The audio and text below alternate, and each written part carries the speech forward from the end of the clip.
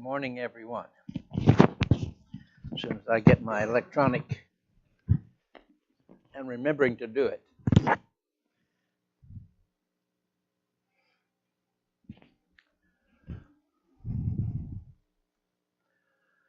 This morning I want to talk to you. You just, we say down in Kentucky, you just tend like you're the onlyest one here. Okay? Don't be thinking about somebody else, because it's you I'm talking to. There's some that are not here that ought to be here that could be here. There's some that are not here that can't be here, and they'd rather be here than where they are. But since you're here, I'm going to be talking to you. You obviously didn't have other fish to fry this morning, did you? And you remembered to set your clocks, as Brian intimated a moment ago, and to come here and to worship God. That's why we are here. Other privileges of being here is seeing each other, being with each other, the family of God, isn't it? If you'd come here this morning and you were the only one here, would that have been encouraging? Oh. So if you're not here, and the individuals that are not here, it's discouraging, isn't it? When they could, they could be, but for an hour's sleep, they had rather forsake this assembly. Or maybe you forewarned them and let them know who was going to be speaking this morning. And they came down with Sunday morningitis. But we're glad that you are here, and hopefully we can, as Ken prayed just a moment ago, can be benefited from our study of the Word of God. We'll be reading in Ephesians chapter 4, verses 1 through 3 particularly. But as you're turning there, you cannot have fellowship in anything that you do not take part in. I used to work at Caterpillar Tractor. I don't do that anymore. So I can't have fellowship in the Caterpillar Tractor Company because I'm not fulfilling any duties or responsibilities there. But when I did work there, they expected me to fulfill my duties and responsibilities. It was, as the picture shows, a call of duty. And if I'd have gone, as some did, and just hide away from work, big tendency is you're going to get a pink slip. You're going to get fired. Because, well, why did I get fired? Well, you didn't do anything. You didn't complete your duties and your responsibilities. It's not only true in the business world, it's also true in the home, isn't it? A woman who marries a baby or an irresponsible man has a problem, doesn't she? He's not taking care of his duties and responsibilities. It's all her job. She's got to do all this for me. That's not how it works, is it? He's not fulfilling his responsibility, his individual responsibility of the home. Children have the same responsibilities. They are given duties. We used to call them chores. Well, I guess it sounded better than work. So we said, you do your chores instead of doing your work. Some kids think that's a nasty four-letter word. But it is something that you do for your children, not to your children. And it's something you do for your husband or for your wife. And you're fulfilling your responsibilities. When I worked at Caterpillar, I expected a raise every now and then. But you know what they expected of me when they gave me that raise? More salary, more responsibility. And they made sure if you did not do that they called you in on the carpet. And the boss's office was a glass office right in the center of our work area. So if anybody got called in, you didn't sneak in and not tell anybody because everybody, they saw you. You were in trouble. Okay? So there's duties and responsibilities in the business world. There's duties and responsibilities in the home. And there's duties and responsibilities that you have, every one of us has in the church. Jesus tells us about the 5 and the 2 and the 1 talent man, but he didn't talk about a no talent man, did he? Okay, there's somebody that doesn't have any talent. Yes, you do. And if you're not using it, you need to be finding out what it is and use it. Well, I can't lead singing. I can't do. So that just negates any responsibility that I have. Buzzer's going to ring here in a little bit. No, wrong answer. You have a talent. It may be encouraging others. You ever think about doing that? You can do that. That's personal work, isn't it? And so we need to fulfill our duties and our responsibilities as children of God, as part of the family of God. As we said, in the home, everybody has their responsibilities. As our children grow up, we give them greater responsibilities. You don't expect them to mow the yard when they're 2 or 3 years old. But as they get older, you do give them responsibilities. And you're doing yourself a favor when you see that they do that. Young parents, you're not hurting your child. And I don't know that I ever went up to my parents and said, I haven't got anything to do. They found things for me to do. And then they made sure that I did them. They wouldn't have been doing me a favor if they'd have given me chores. And then, well, I learned that if I didn't do it, Mom would. Oh, I learned the hard way that did not work. So we need to teach duties and responsibilities. Jesus talks about the scribes and the Pharisees in Matthew chapter 23, and he calls them hypocrites some 7 or 9 times within about 10 minutes. And he painted a beautiful picture of them, didn't they? And everybody standing around was shaking their head this way. Boy, that's exactly the way they are. They pray to be seen of men, to be heard of men. All their works, he said, they do in the sight of man. And he said, yea, verily you have your reward. Because they were doing it for the wrong purpose. And the work you do for the Lord, you don't do it to be seen of men. God sees you do these things, and I don't have to tell you. You don't have to tell me. By the way, I'm going to find out about it. Your good works. It spreads. Good news travels as well as bad news, doesn't it? So let it be good news. Alabama, the singing group, sang a song, What Will I Leave Behind? When I go to worlds unknown, what will I leave behind?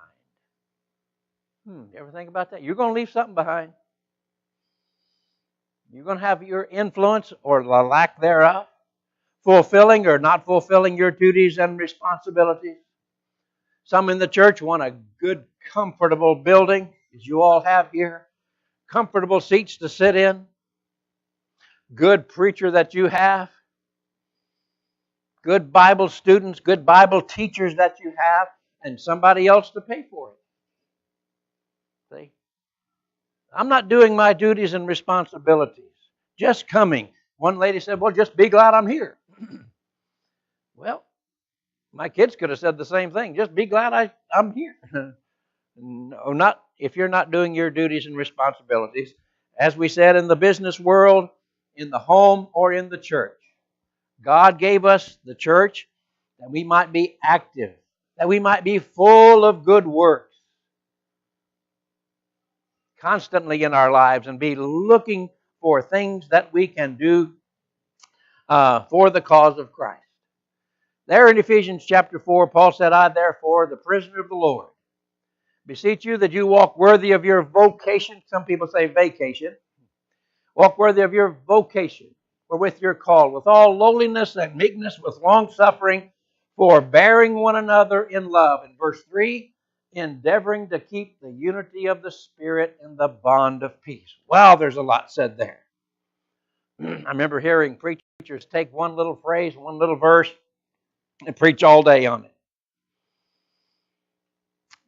So there's so much. When we get to studying God's Word, learning more and more about it, and I know that I can't have fellowship with you or you with me unless we are doing our duties and our responsibilities that the Lord requires of us. Remember in Acts 2, verse 42, the disciples continued steadfastly in the apostles' doctrine.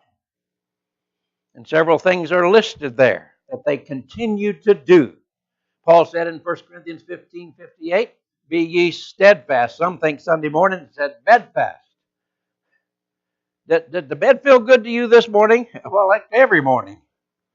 But somehow when I used to say when I worked for a living before I started preaching, now I can say that, but that alarm going off, oh man, I just laid down, seemed like. But was there a motivation to get up? When school time came, was there a motivation, kids, to go to school? You don't want to get behind. You don't want to flunk out, do you? And so, what's the motivation for coming here? Well, motivation for school was to pass.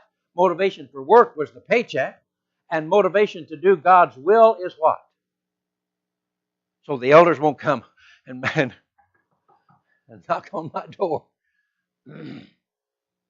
Is that why I'm here, just to keep them away?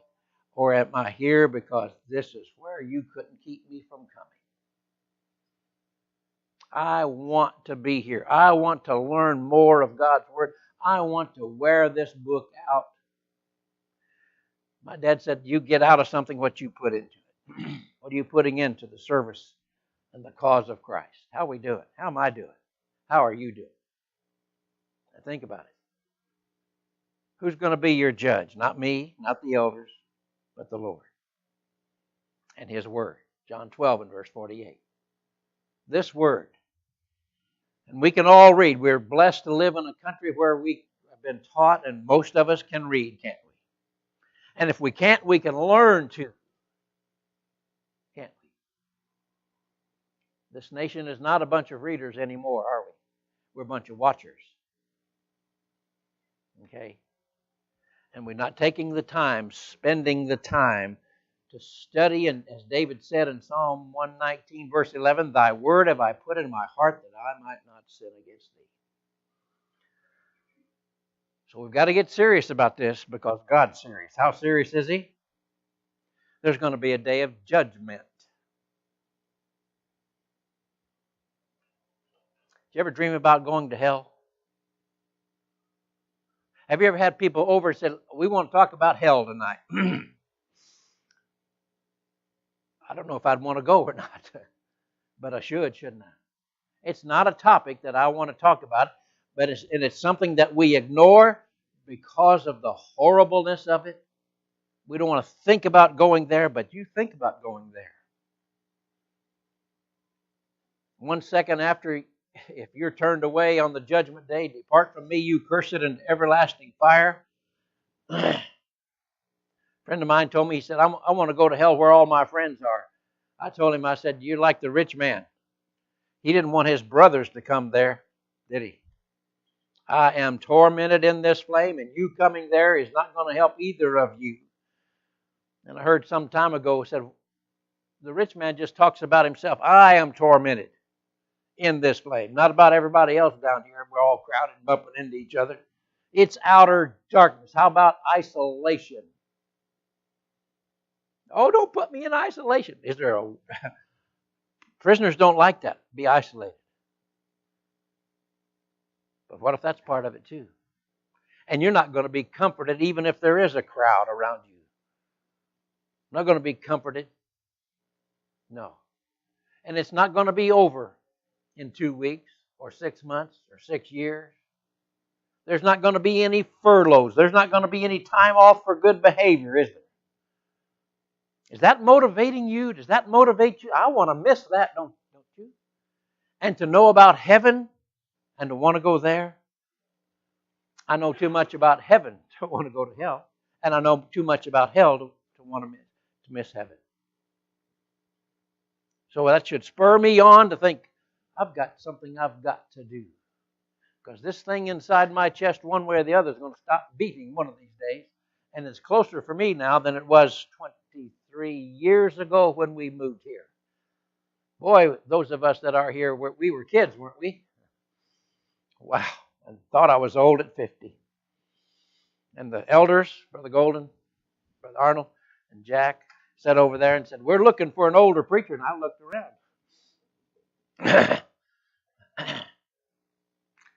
So here we are. And you can figure out my age by that. I'll not do it for you. Doctors and lawyers take an oath, don't they? Doctors to preserve life. Lawyers the same. Now, whether they hold up to it is up to them. But there in Ephesians chapter 4, the Bible tells us that we need to walk in lowliness and meekness. You're not better than anybody else, are you? Just looking at your life, that humbles you, doesn't it? Paul said, all have sinned. So we need to wake up to that fact, that I'm not above you, because I've never sinned. I heard Ernest Angley. You ever seen him on TV? He said he hadn't sinned in 30 years. That was 30 years ago when he said that. Well, he lied, didn't he? Sure he did. As far as I know, he's still going. I haven't heard any big news about his death, but one day he will. With all lowliness and meekness. That is recognizing my own faults and my own failures. And that'll stop me from picking on you. I'm better than you. Comparing myself with ourselves well, Lord, I was a whole lot better than she was. Who does that remind you of? The Pharisee and the publican? Luke chapter 10, isn't it? Oh, Lord, I thank you I'm not like Brian. I pray every day. I give as I'm prosperous. I'm so glad I'm not him. What?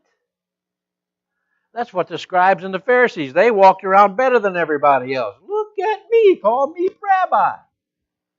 Oh, you just walk in lowliness and meekness, just like Jesus did. What would Jesus do? Yes. Walk in lowliness and meekness with long suffering. That means not out of patience with.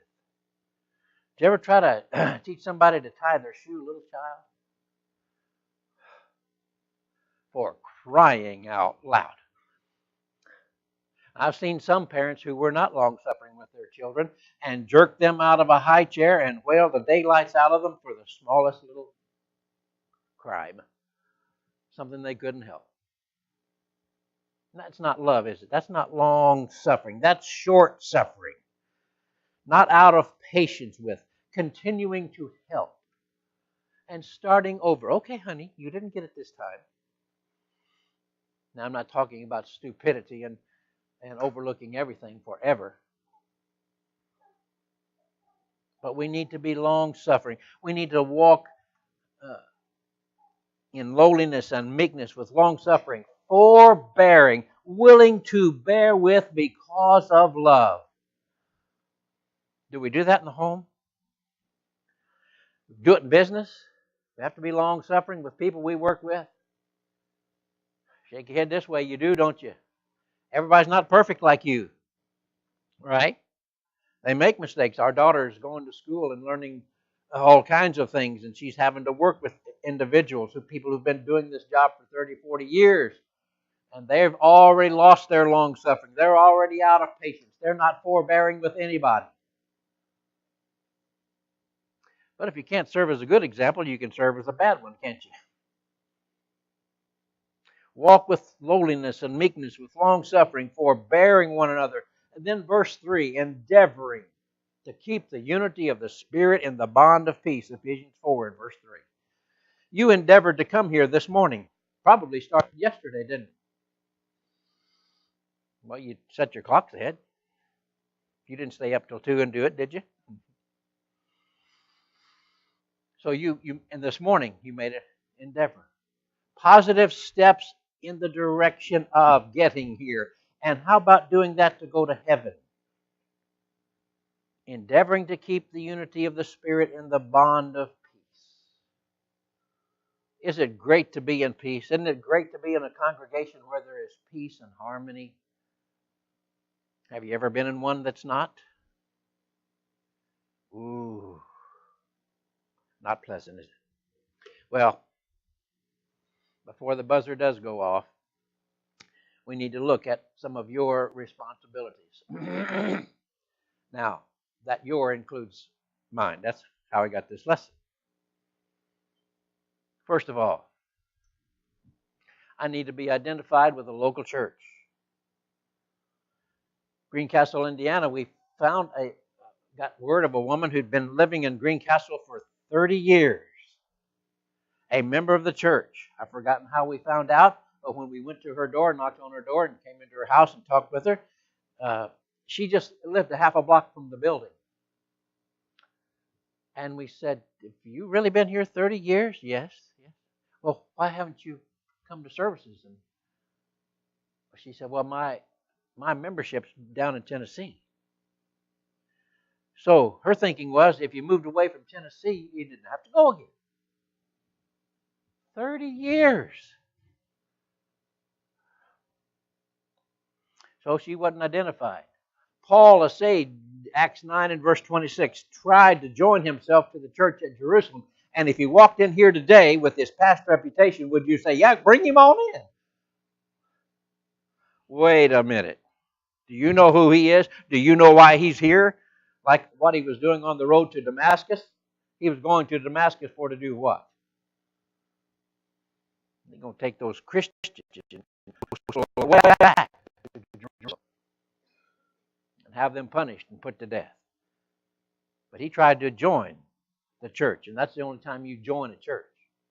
It's when you move to another location. The Lord adds you to His church, universal, doesn't it? You join a local church. And that's what I need to do. Because the elders can't oversee me if I'm not part of that local congregation. And you don't have to accept everybody that comes down the pike. Did you know that? Somebody comes in here and says, I want to be a member here. Okay. Like the church at Jerusalem, they want to find out more about Paul. And Barnabas stuck up for him. Said, no, he's preaching the gospel now. And if somebody says, well, I can't give you any information about where I was, where I've been, then you got a problem. You need to find out. So I need to be identified with a local church.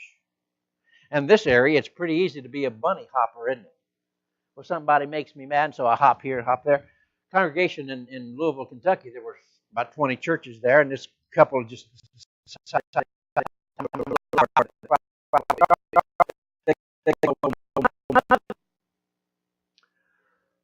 so they came back to their original congregation, and the elders said, not going to happen.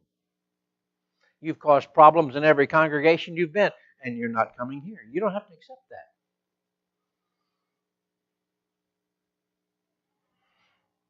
Elders have every right. Just like the neighbor's kids, I can't discipline them. I may run them off, but I can't discipline them. And then, that should say, attend all services, not all churches. Did you catch that? Duh. My computer just does this to me all the time. Attend all the services. Everyone. Now, what does my face and my body language tell you? And my language tell you? All of them? Well, which ones do you want to miss? What if you say you've got kids, you got to go to school every Monday through Friday? Every day? Okay, pick a day you want to miss. Well, how about Monday, Tuesday, Wednesday? That'd be okay? I may go Thursday if I feel like it. Okay. No, you're not going to let them do that. How about at work? I show up Monday, or show up Friday to get my paycheck. What would they hand you? Arnold handed me a pink slip every Sunday for 16 years. Here's your pink slip.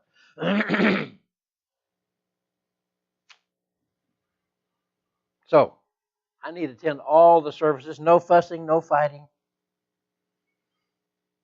and be here because I want to be here. Somebody said Paul was at Troas, I think in Acts 20 and verse 6. He was there for 7 days so he could meet some of the Sunday morning Christians that hadn't been there. I'm obligated to be here as much as you, and you as much as I, or Brian, or the elders. One preacher went to a gospel meeting, and he noticed there were 4 elders, and he noticed Monday one of them wasn't there, Tuesday another one wasn't there, so they all took a night off, Monday, Tuesday, Wednesday, Thursday. So guess who didn't show up Friday? Time for services. Where is that no-count preacher? So they went down to the place where they'd stashed him away, and there he was. He was sitting on the front porch in a rocking chair. Said, "Do you know what time it is?" "Yeah." "Yeah." "So why aren't you coming to services?" He said, "Well, you took Monday off, you took Tuesday, you took Wednesday, you took Thursday." He said, "I thought I deserved a night off too." Think they got the point? They're obligated to be there. Now recognize there are sometimes some things that occur that don't permit it. But just not feeling like going? Really? If I heard Judy was going to be somewhere when we were dating, guess where this boy's going to be? I got in 3 of her classes. Nearly flunked them all, too. I wanted to be there. I wanted to be there. And I want to be here. Can't keep me from coming. Attend all of the services. People will sing, "All to Jesus I surrender," but tonight, there's a ball game on. Really? It's not only a ball game, but it's my team. Well, my team lost yesterday.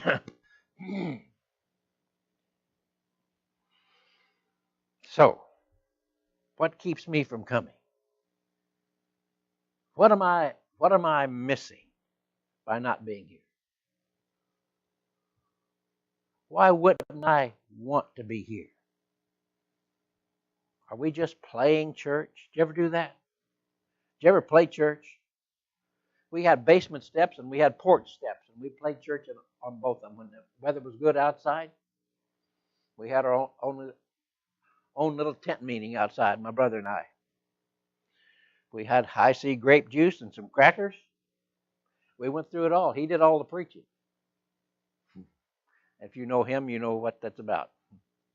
I did a lot of listening. But that was fun then. But sometimes we grow up and we quit attending Bible class, singings, Wednesday night, gospel meetings. What have I planned my life around? I tell you, the Lord knows. The Lord knows what's in my heart. Read John 2:24 and 25. In Acts chapter 1 and verse 24, the apostles prayed to God and called him literally the great heart knower. Thou that knowest the hearts of all men. God knows your heart. He knows my heart. And in the lesson following, we'll see what he knows. What he knows about you, what he knows about me. He knows where you are, what you are thinking. And is the buzzer ever going to ring? Will he ever sit down? So, I need to be identified with the local congregation. I need to attend all of the what? Services. Okay. Then I need to get... Let's back up. Don't want to see that.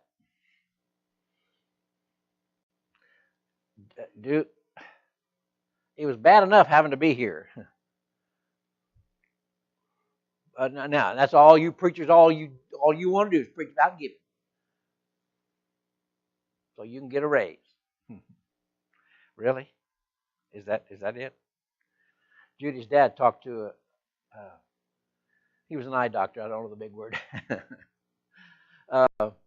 Who was giving? He was making a whole lot of money and giving $10 a week. This is back 30, 40 years ago now. And he increased it from $10 to $100 every week. He said, I didn't know. There's a difference. Somebody's heart, isn't there? I need to give more. There was a young couple that decided they weren't going to buy potato chips and Coca-Colas, all that, so they could give more. Or worked overtime, made a few dollars extra. Okay. What are you teaching your children? Are you teaching them to give? Remember the days when you were little? Parents handed you it. Well, they gave us a quarter. You know what a quarter could buy in the 50s? Wow. And we got to put it in. We got to give. Then we got $5 allowance when we were in high school. That included chores, things we did at home. And we had to give out of that $5. Plus, we had to buy our own lunches, 35 cents, 36 cents if you got 2 meals. We had to buy for that $5. But we had to also make sure we were giving. You know what that taught us? When we grew up and we got a job, we considered the Lord's treasury. Because the Lord said, I am to give as I have prospered. How am I doing? As I purposed in my heart. Did you know you do that? You've already purposed in your heart what you're going to give this morning, what you give every week. You've already purposed it. When you've gotten a raise, did you give the Lord one?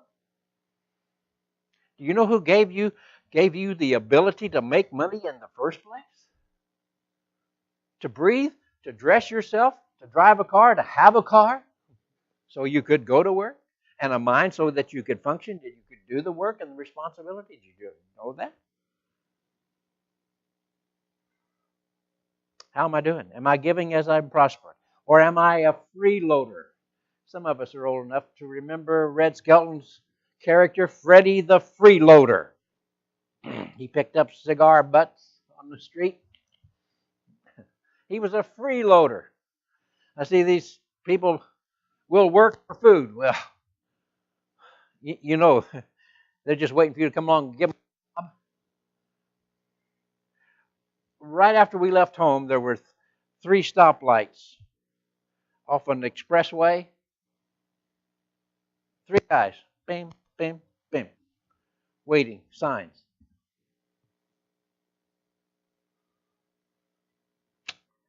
How about working for a living? That's a whole other lesson, isn't it? Giving as I'm prospering. Well, somebody said that's a touchy spot. Well, there's just some touchy Christians, aren't there? If I want to do His will, I will want to do His will concerning giving. A preacher friend of mine said he was baptizing this guy, and he noticed that his billfold was still in his pocket when he was going down into the creek. He said, "Hey, you better take your billfold out." He said, "My billfold's coming into the church with me." You get the point? Going to give as I'm prospered. Back in the late 50s, a census was taken, and the Lord's church in the United States was first in growth. After the war, soldiers came back. They saw a lot of people who didn't know the Lord, and they were excited about teaching and giving them the Word. And when they came back, they were still excited, and they were still teaching people in their communities about the Lord because they had been near death. And they wanted to rescue some of these people. And so we grew. We taught in tents, Remember some of those? Y'all had tent meetings here. Just find an open field, put up a tent. People would come from every denomination. They would hear the truth and they would obey the truth. What are we doing now? Part of that giving goes to such efforts as that. Helping other preachers preach in other places. Gospel meetings here.